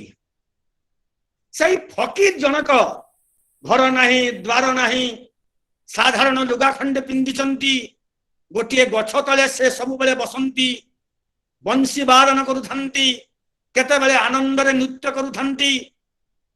ସେଇ ରାସ୍ତାରେ ଅତିକ୍ରମ କରୁଥାନ୍ତି ଜଣେ ରାଜା, ଘୋଡ଼ା ଚଢି ଚାଲୁଥାନ୍ତି ସବୁଦିନ। ଦିନେ ଦେଖିଲେ, ଦୁଇ ଦିନ ଦେଖିଲେ, ପ୍ରତିଦିନ ରାଜା ଦେଖୁଛନ୍ତି ଯେ ଜଣେ ଫକୀର ଗଛ ତଳେ ବଂଶୀ ବାଦନ କରୁଛି, ଆନନ୍ଦରେ ନୃତ୍ୟ କରୁଛି, ଦୁଃଖର ଦାଗ ମଧ୍ୟ ତା ପାଖରେ ନାହିଁ। ଦିନେ ପ୍ରଭାବିତ ହୋଇଗଲେ ରାଜା ସେଇ ଫକୀରର এইଭଳି ଆନନ୍ଦର ନୃତ୍ୟ ଏବଂ ବଂଶୀ ବାଦନରେ ଏବଂ କହିଲେ, ଫକୀର ମହାଶୟ, ମୁଁ ଆପଣଙ୍କୁ ଅନୁରୋଧ କରୁଛି ଆପଣ ଆଉ ଏ ଗଛ ତଳେ ରହନ୍ତୁ ନାହିଁ, ଆପଣ ମୋ ରାଜଉଆସକୁ ଆସନ୍ତୁ। ମୁଁ ଆପଣଙ୍କୁ ମୋର ରାଜଉଆସରେ ଗୋଟିଏ କୋଠରୀ ଦେବି, ସେଇ କୋଠରୀରେ ଆପଣ ରହିବେ, ବଂଶୀ ବାଦନ କରିବେ, ଆନନ୍ଦରେ ନୃତ୍ୟ କରିବେ, ସମସ୍ତ ପ୍ରକାର ସ୍ୱାଧୀନତା ମୁଁ ଆପଣଙ୍କୁ ଦେବି, ଆସନ୍ତୁ ମୋ ରାଜଉଆସକୁ ଆସନ୍ତୁ। ସଙ୍ଗେ ସଙ୍ଗେ ସେଇ ଫକୀର ଜଣକ ରାଜି ହୋଇଗଲେ ଏବଂ ତାଙ୍କର ଗଣ୍ଠିଲିଟି ଉଠେଇଲେ ରାଜାଙ୍କ ସାଙ୍ଗରେ ଯିବା ପାଇଁ। କିନ୍ତୁ ରାଜା ଆଶ୍ଚର୍ଯ୍ୟ ହେଲେ। ରାଜା ଭାବୁଥିଲେ ହୁଏତ ଏ ସଂସାର ତ୍ୟାଗୀ ଫକୀର କେବେ ବି ରାଜି ହେବେ ନାହିଁ। କିନ୍ତୁ ଯେତେବେଳେ ହଠାତ୍ ରାଜି ହୋଇଗଲେ ରାଜପ୍ରାସାଦକୁ ଯିବା ପାଇଁ, ରାଜାଙ୍କ ମନରେ ଏକ ସଂଶୟ ହେଲା, ଏ ଠିକ ଫକୀର ତ? ଏ ଯଦି ଫକୀର, ମୋର ଅନୁରୋଧକୁ ସଙ୍ଗେ ସଙ୍ଗେ ସେ କିଭଳି ଗ୍ରହଣ କରିନେଲେ, ରାଜ ଉଆସକୁ ଯିବେ। ତଥାପି ଯେତେବେଳେ ସେ ଅନୁରୋଧ କରିସାରିଛନ୍ତି ଏବଂ ଫକୀର ଜଣକ ସମ୍ମତି ଦେଇ ସାରିଛନ୍ତି, ରାଜା ସେ ଫକୀର ଜଣଙ୍କୁ ନେଇଗଲେ, ରାଜ ଉଆସରେ ରଖିଲେ, ଗୋଟିଏ କୋଠରୀ ଦେଲେ, ବିଳାସପୂର୍ଣ୍ଣ କୋଠରୀ।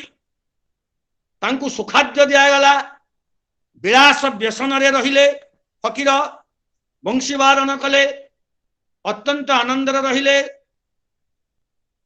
ସୁଖାଦ୍ୟ ଖାଇଲେ। ଦିନେ ରାଜା ହଠାତ୍ ଚିନ୍ତା କଲେ, ଆରେ ମୁଁ ଯେଭଳି ବିଳାସ ବ୍ୟସନରେ ରହୁଛି, ସୁଖାଦ୍ୟ ଖାଉଛି, ସୁଗନ୍ଧିତ ଜଳରେ ସ୍ନାନ କରୁଛି, ଏ ଫକୀର ବି ତ ବିଳାସ ବ୍ୟସନରେ ରହୁଛନ୍ତି, ଉଆସରେ ରହିଲେ, ସୁଖାଦ୍ୟ ଖାଇଲେ, ମୋ ଭଳି ସୁଗନ୍ଧିତ ଜଳରେ ସ୍ନାନ କଲେ।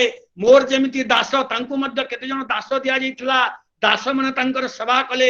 ତାହେଲେ ମୋର ସଙ୍ଗରେ ବା ମୋଠୁ ଏଇ ଫକୀର ଭିନ୍ନ ହେଲେ କେମିତି? ତାହେଲେ ଜଣେ ରାଜା ଏବଂ ଜଣେ ଫକୀର ମଧ୍ୟରେ ପାର୍ଥକ୍ୟ ରହିଲା କେଠି? ଦିନେ ରାଜା ଫକୀରଙ୍କୁ ପଚାରିଲେ, ଫକୀର ମହାଶୟ, ମୁଁ ଦେଖୁଛି ଆପଣ ବୃକ୍ଷ ତଳେ ଥିଲେ, ସଂସାର ତ୍ୟାଗ କରିଥିଲେ, आपण एबे उवास रे रहिले विलास व्यसन रे रहिले पलंक रे सोइले दास दासी सेवा पाइले सुखाद्य खाइले मु जहा करूची आपण मध्य ताहा कले ताले आपण एवं मो मध्य रे पार्थक्य रहिला केउठी सन्यासी कहिले महाराज एई जो प्रश्नटी आपण पचारिले आम दुई जनक मध्य रे वर्तमान पार्थक्य रहिला केउठी मु यार यथायथ उत्तर देवी किंतु आपण मो संगे 2 दिन बा गोटे दिन अंतत चलंतु बाहर को जीवा मु जेउठी की जीवी आपण मो संगे सेठी चलिबे मु आपणकर उत्तर ठीक समय रे देबी राजांकर उत्कंठा थिला यार उत्तर जानिबा पई राजा सम्मत हेले राजा उवास छाड़ी सन्यासी आगे ही चलिले सन्यासी आगे आगे चलुछंती राजा तंकर पछरे पछरे चलुछंती उवासरु बहु दूर को चली गले अनेक क्रोश अतिक्रांत कले जेतेबेले बहु दूर को चली गले फकीर तंकर सही छिंडा लुगाटे पिंधिछंती सही झुला मुनाटी धरिछंती तंकर सही बंशीटी धरिछंती आगे ही चलुछंती अनेक क्रोश अतिक्रांत कला परे राजा चलीछंती संध्या हला जेतेबेले संध्या हला राजा विचलित होई गले राजा कहिले महाभाग हे फकीर महाशय आपण केते दूर मत नेबे संध्या होई गला जे मते राज उवास रे मंत्री खोजुतिबे राज उवास रे मते रानी खोजुतिबे राज उवास रे मो राज्यर लोक माने खोजुतिबे मु कहा को किछि न कही एई उत्तरटी पाइबा पई आपनक पछे पछे चलीची तेनु मते आपण आ केते दूर नेबे मते समस्त खोजुतिबे फकीर महाशय मते राज प्रासाद को फेरिबा को हेबो कारण राजार कर्तव्य होउची परिवार को सुरक्षित करिबा राजार कर्तव्य होउची समस्त को सुख शांति देबा प्रजा मानकर कथा चिंता करिबा मु तो अनेक दूर आसी गलिनी आ मते आगो को नियंतु नाही मते राज उवास को फेरिबा को परिबो सते बेले फकीर कहउचंती महाराज आपणकर उत्तर पाई गले कि भली एइठी होउची मोर आउ आपणक मध्य रे पार्थक्य आपण जो प्रश्नटी मते पचारितिले मु राज उवास रे रहिबा परे मु विलास व्यसन रे रहूची आपणक ठारू भिन्न हेउ नाही ताले पार्थक्य रहिला केउठी जो प्रश्न पचारितिले तार पार्थक्य एइठी रहिची कोन से पार्थक्य महाराज देखंतु मु आगो को जाई पारुची कारण संसार प्रति मोर आसक्ति नाही किंतु आपण आउ मोर संगरे संध्या हला समय रे आउ आगो को जाई पारु नाहंती पछकु फेरुचंती आपणकर मन पछकु दौड़ुची मते रानी खोजुथिबे मते मंत्री खोजुथिबे मते प्रजा खोजुथिबे आपण आगो को जाई पारंती नाही पारु नाहंती कारण आपण आसक्त राजप्रासाद प्रति आपण आसक्त प्रजांक प्रति आपण आसक्त मंत्रींक प्रति रानींक प्रति किंतु मु निरासक्त मोर संसार प्रति आसक्ति नाही मु गछ तले रहिले जहा राज उवास रे रहिले मध्य ताहा मु गछ तले थिली बंशी वादन करूथिली आनंद रे नृत्य करूथिली आपण मते उवास को नेले सेठी आपण से उवास मध्य रे विलास व्यसन देले मोर किछि परिवर्तन हेई नाही सेठी मध्य मु निरासक्त मु जेतेबेले राज उवास रे बाहर को आसिली सही समान जिनिस मोर आसक्ति नाही बोली मोर राज उवास रे रहिले जहा मोर गछ तले रहिले मध्य ताहा किंतु आपण आगो को जाई पारु नाहंती पछकु फेरुचंती कारण आपण होचंती आसक्त तेनु जे निरासक्त हुए तार निरासक्तिर नाम होउची संन्यास कर्मयोग साधन करिबा किंतु निरासक्त भाव रे निष्काम भाव रे जते बेले हम कर्मयोग को हम संपादन करिबा सते बेले हम निस्वार्थ होई जिबा आमे भाबिबा मु मो पई कर्म करू नाही अन्य पई कर्म करूची एई निरासक्ति होउची संन्यासर अन्य नाम तेनु संन्यास कहिले संसार त्याग करिबा नहे संन्यास कहिले अरण्य को जीवा नहे सांसारिक कर्म त्याग करी संपूर्ण भाव रे विभु चिंता रे निमग्न हवा नहे कर्मयोग साधन करिबा निष्काम भाव रे साधन करिबा निरासक्त भाव रे साधन करिबा परोपकार करिबा यार नाम मध्य संन्यास तेनु करी तो भगवान अर्जुन को कहितिले एकम सांख्यं तजोगश्च ज पश्यति स पश्यति अर्जुन संन्यास एवं कर्मयोग दुईटी भिन्न कथा नहे कर्म संन्यास एवं कर्मयोग गोटे मुद्रार दुईटी पार्श्व तेणु जो लोक कर्मयोग एवं कर्म संन्यास को एक दृष्टि देखे से ठीक देखे ताहा हेउछि ठीक दृष्टि। तेणु विवेकानंद यार मर्म को ठीक उपलब्धि करथिले। तेणु से संन्यास अवलंबन कले मध्य जने सन्यासी होई कर्मयोग को त्याग करनथिले प्रमाण करिदेले जे जने सन्यासी मध्य कर्मयोगी होई पारे एवं जने कर्मयोगी मध्य सन्यासी होई पारे। एई अपूर्व समन्वय कर्मयोग एवं कर्म संन्यास रे अपूर्व समन्वय बोध हुए समग्र भारत वर्षर इतिहास रे केही करि पारि। अरविंद कहंतु बा शंकराचार्य कहंतु बा रामानुज कहंतु मु कहिबी एते सन्यासी एते महापुरुष आसिछन्ति भारत वर्ष को किंतु कर्म संन्यास एवं कर्मयोग को भिन्न भिन्न दृष्टि से देखिछन्ति। किंतु एकमात्र योगी एकमात्र व्यक्तित्व से होचन्ति स्वामी विवेकानंद जे कि कर्मयोग एवं कर्म संन्यास एक अपूर्व समन्वय साधन करथिले। मु शश कथाटी कहूची। तेणु करी तो एई भगवत गीता रे श्रीकृष्ण अर्जुन को कहउचन्ति अर्जुन मु ए कर्मयोग प्रथमे सूर्य को कहिथिली। कहीं जानती सूर्य होचन्ति जड़े कर्मयोग एवं कर्म संन्यास एक अपूर्व समन्वय प्रतीक। कि सूर्य आलोक दियंती किंतु सूर्य आलोक दियंती बोली से निजे जानी पारंती नहीं। आपण जदि सूर्य को पचारे सूर्य महाशय आपण आलोक दौथंती सूर्य निश्चय कहते मु तो जाने मु आलोक दौची बोली मु जोठी आलोक सेठी आलोक देवा मोर धर्म आलोक देवा एवं सूर्य हवा ए दुईटी भिन्न कथा नुहे। तेणु सूर्य आलोक दियंती मात्र आलोक देउछंती बोली से जानी पारंती नाही। से अविरत कर्म करूछंती बोली तांकर भावना न थाए।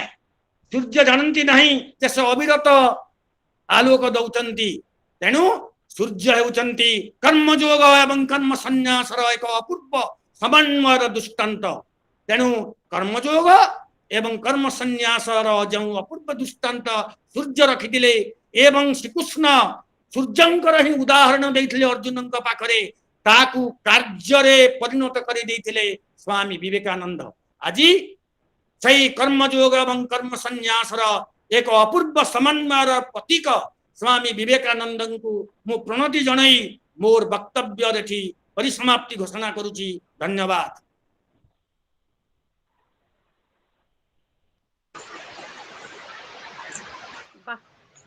हेलो छायाकांत डॉक्टर छायाकांत षडंगी महोदय जो मूल्यवान वक्तव्य रखिले कर्म चरित्र और संस्कार संबंधी वार्ता रखिले ताहा उपस्थित श्रोता मानक मनरे निश्चित भावरे भगवत चिंता प्रकट करिवो बोली मु आशा विश्वास रखुछि। षडंगी महोदय बहुत सुंदर भावरे जो स्वामी विवेकानंदंकर संन्यास और कर्मयोग विषय कहले मु गोटे पद मात्र कहबी गीता और कर्मयोग संबंध रे। गीता और कर्मयोग गोटे श्लोक रे अछि सर्वधर्मान परित्यज मामिकं शरणं व्रज अहम त्वं सर्व पापभ्यो मोक्षयिष्यामि मा शुचः। बहुत सुंदर भावरे षडंगी महोदय आउ स्वामी विवेकानंदंकर विदेश 14टी अभिभाषण कथा शुणी मोर मने होछि स्वामी विवेकानंदंकर स्वदेश मंत्ररू गोटे पद मु कहबी। स्वामी विवेकानंदंकर स्वदेश मंत्र रे गोटे थिला तमे मध्य कोटि मात्र बस्तावृत होई सदर्परे डाकी कह भारतवासी मोर भाई भारतवासी मोर प्राण भारतर देवादेवी मोर ईश्वर भारतर समाज मोर शिशु सज्जा मोर यौवनर उपवन वार्धक्यर वाराणसी बड़ भाई भारतर मृत्तिका मोर स्वर्ग भारतर कल्याण रे मोर कल्याण आउ दिन राति कह हे गौरीनाथ हे जगदम्बे मते मनुष्यता दिय माँ मोर दुर्बलता का पुरुषता दूर कर मते मनुष्य कर। एटाकू निश्चित भावरे सुनला परे आम मानक मन भितरे आध्यात्मिक चिंतन भगवत प्रति आसुची। मु एबे आमर सभापति महोदय को तांकर अभिभाषण रखिबा पई मैडम क्लारिफिकेशन पाई परिबि कि ଛାୟାକାନ୍ତଙ୍କ ପାଖରୁ ଗୋଟିଏ ମିନିଟ ସମୟ ମାତ୍ର। ଛାୟାକାନ୍ତ ବାବୁ ଶୁଣି ପାରୁଛନ୍ତି ଆଜ୍ଞା? ହଁ କହୁଛି ଶୁଣୁଛି।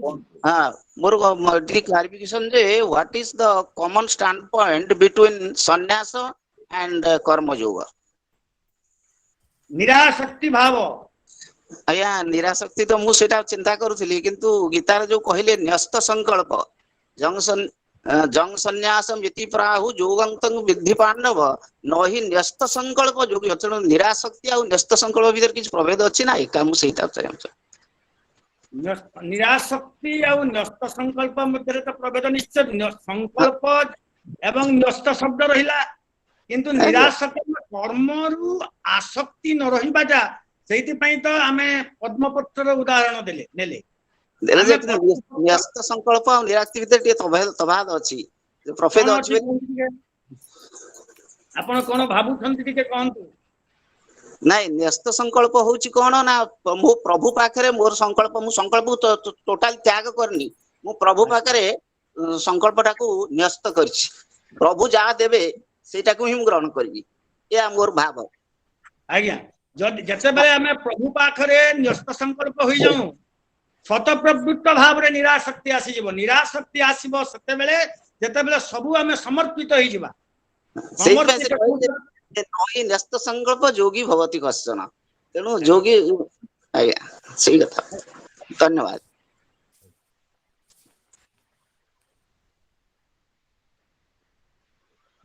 मु आउ गोटे प्रश्न देखुतिली आज्ञा गृहस्थ धर्म एवं सन्यास मध्य गोटे प्रश्न कोन आसुतला मोर मने पडुची।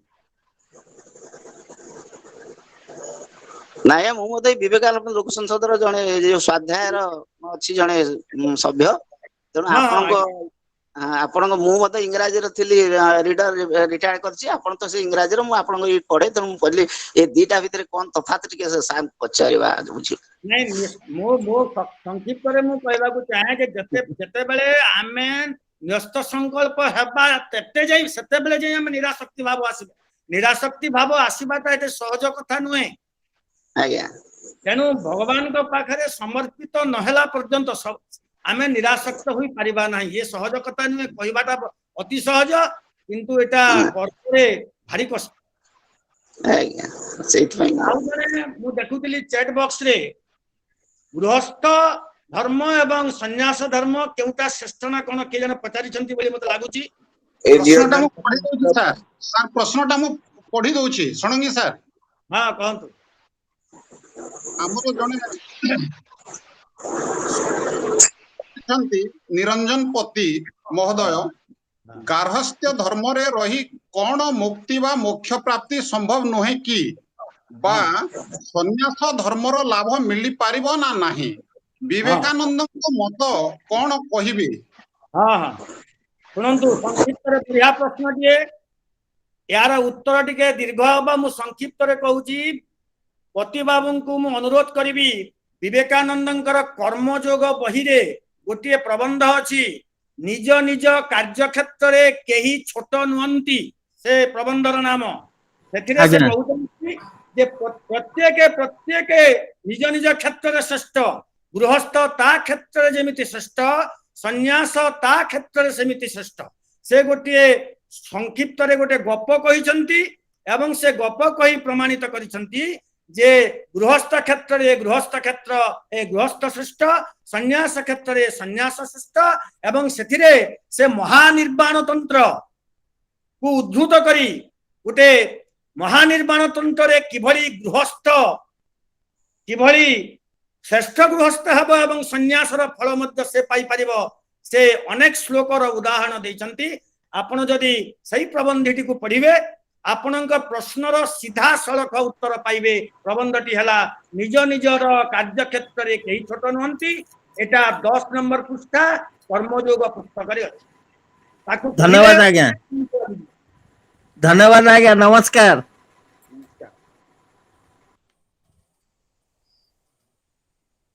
मैडम बहुत बहुत धन्यवाद सर।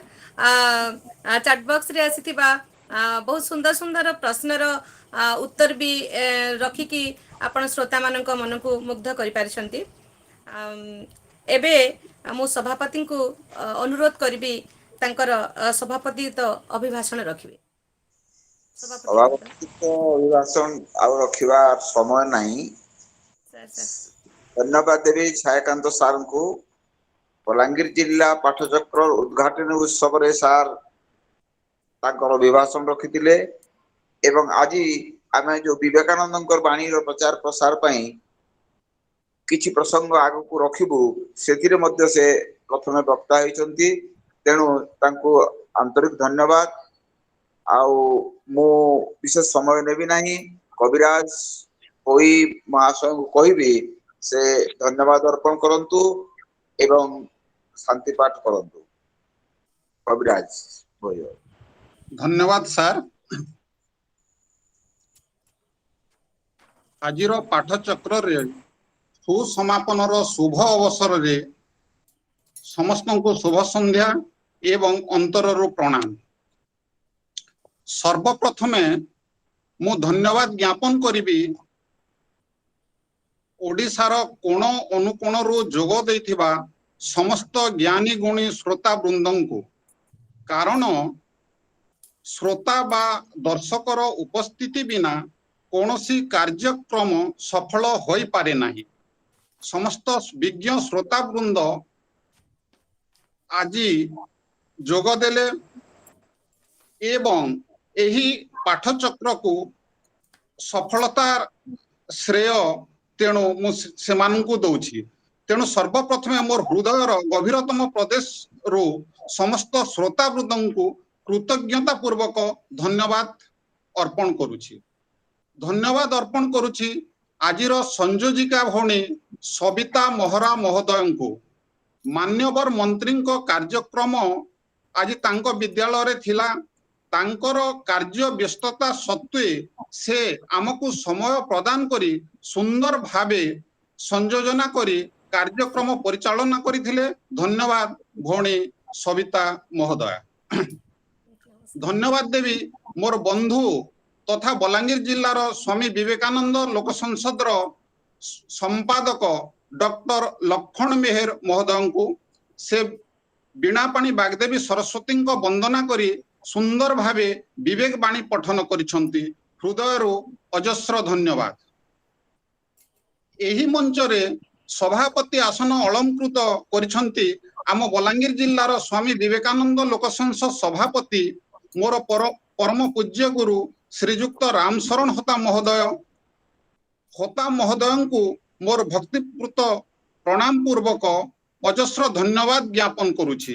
ଆପଣଙ୍କ ସଭାପତିତ୍ୱରେ ଆଜିର ଏହି କାର୍ଯ୍ୟକ୍ରମ ସୁପରିଚାଳିତ ହେଇପାରିଛି। ଆଜିର ସମ୍ମାନୀୟ ବକ୍ତା ରାଜ୍ୟ ଉପାଧ୍ୟକ୍ଷ ତଥା ଡିଏଭି ମହାବିଦ୍ୟାଳୟର ପ୍ରାକ୍ତନ ଅଧ୍ୟକ୍ଷ, ଜଣେ ନିୟମିତ ସ୍ତମ୍ଭକାର, ଜଣେ ସୁବକ୍ତା ସୁଲେଖକ ଡକ୍ଟର ଛାୟାକାନ୍ତ ଷଡ଼ଙ୍ଗୀ ମହୋଦୟ। ଆଜି ଆପଣଙ୍କର ବକ୍ତବ୍ୟ ଥିଲା ଖୁବ ଚମତ୍କାର, ଉଚ୍ଚକୋଟୀର ତଥା ହୃଦୟସ୍ପର୍ଶୀ। ଆପଣଙ୍କ ଉପସ୍ଥାପନା ସମସ୍ତ ଶ୍ରୋତାଙ୍କୁ ମନ୍ତ୍ରମୁଗ୍ଧ କରିପାରିଥିଲା। ଆପଣଙ୍କର ଉପସ୍ଥିତି ଆମ ପାଇଁ ଗର୍ବ ଓ ଗୌରବର ବିଷୟ ଅଟେ। ଆପଣଙ୍କୁ ଅନ୍ତରରୁ ଅଜସ୍ର ସାଧୁବାଦ ଧନ୍ୟବାଦ ଜ୍ଞାପନ ସଙ୍ଗେ ସଙ୍ଗେ ଭକ୍ତିପୂତ ପ୍ରଣାମ ଜଣାଉଛି ସାର୍। ଧନ୍ୟବାଦ ଦେବି ସମସ୍ତ ରାଜ୍ୟ କର୍ମକର୍ତ୍ତା ବୃନ୍ଦଙ୍କୁ, ଶ୍ରୀଯୁକ୍ତ ଚିତ୍ତରଞ୍ଜନ ନାୟକ ମହୋଦୟଙ୍କୁ, ଶ୍ରୀଯୁକ୍ତ ସୀମାଞ୍ଚଳ ମିଶ୍ର ମହୋଦୟଙ୍କୁ, ଶ୍ରୀଯୁକ୍ତ ବିପିନ ରାଉତ ମହୋଦୟଙ୍କୁ। ସମସ୍ତଙ୍କୁ ପୁନର୍ବାର ଧନ୍ୟବାଦ ସାଧୁବାଦ ଓ ପ୍ରଣାମ ଜଣାଇ ମୁଁ ରହୁଛି। ଧନ୍ୟବାଦ କବିରାଜ। ଶାନ୍ତି ପାଠ କରନ୍ତୁ। ଶାନ୍ତି ପାଠ କରନ୍ତୁ। ଶାନ୍ତି ପାଠ।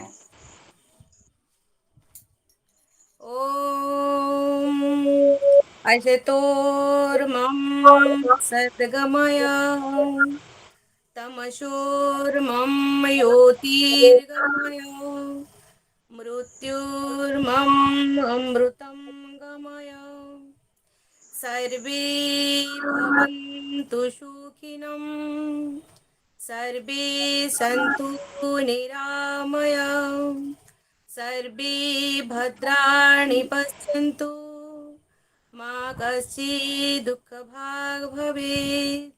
ॐ शान्ति शान्ति शान्ति।